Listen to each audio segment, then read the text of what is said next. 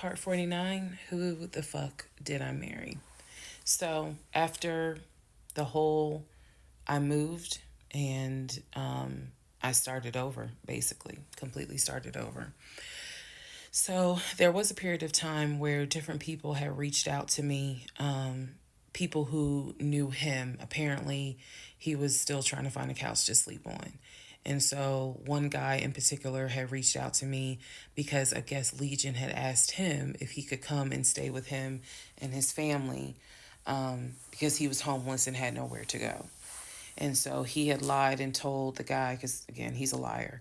So he had lied and told the guy that, I had kicked him out. We're divorced. I had taken all his money.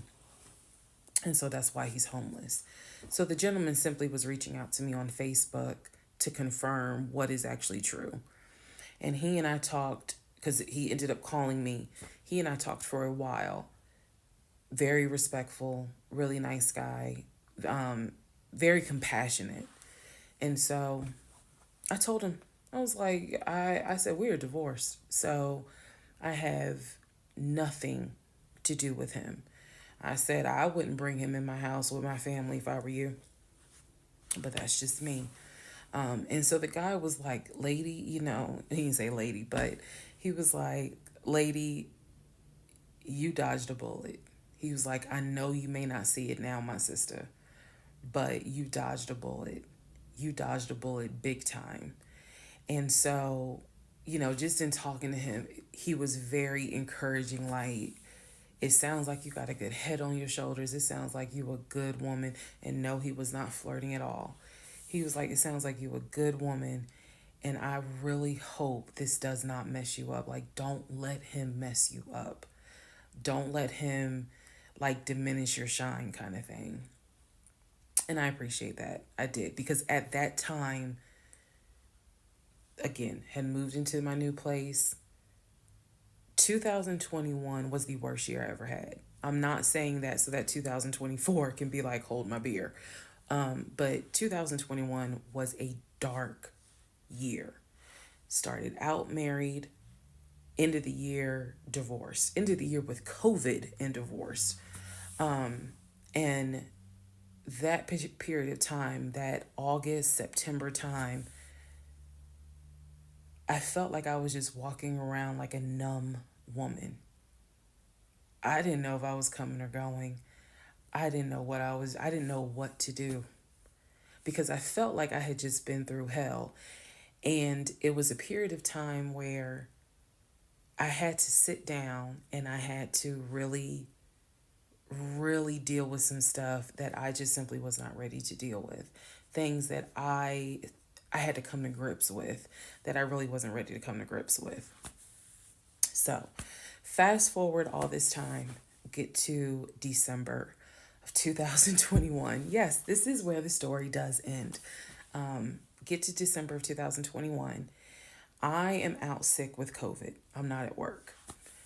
I get a phone call from my coworker telling me that Legion has called our job looking for me and was trying to get information to trying to get information on how to reach me. Yes, I had already changed my number. Again, I had already moved, but he knew where I worked. So apparently he had called trying to find me. And the person that answered the phone was like, we're not going to give you that information. So he said, well, can you ask her to give me a call? I'm just trying to get a hold of her so I can get my stuff. The stuff he's talking about are those tote bags from July. So he was calling.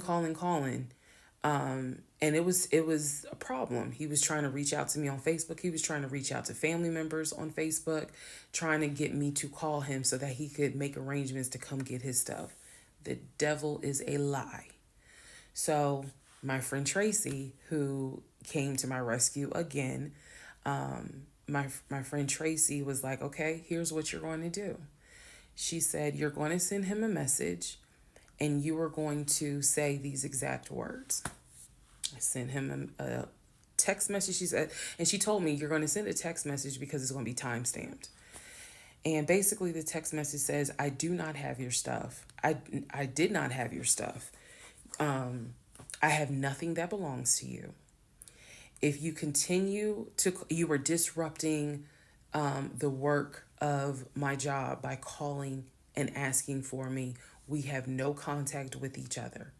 I will send you a copy of the divorce decree that shows whatever is in your possession you own and whatever is in my possession I own.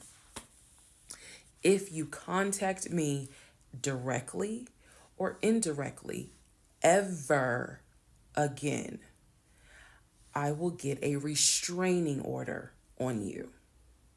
Now, for those of you who are watching this in 2024, and you're probably like, wow, she's dramatic. Please understand that what I just said, I meant. I mean that. If you ever try to contact me directly or indirectly, I will get a restraining order. I have it in writing. I've always had it in writing. And if I need to rewrite it again in 2024, I will, because the boundaries still stand.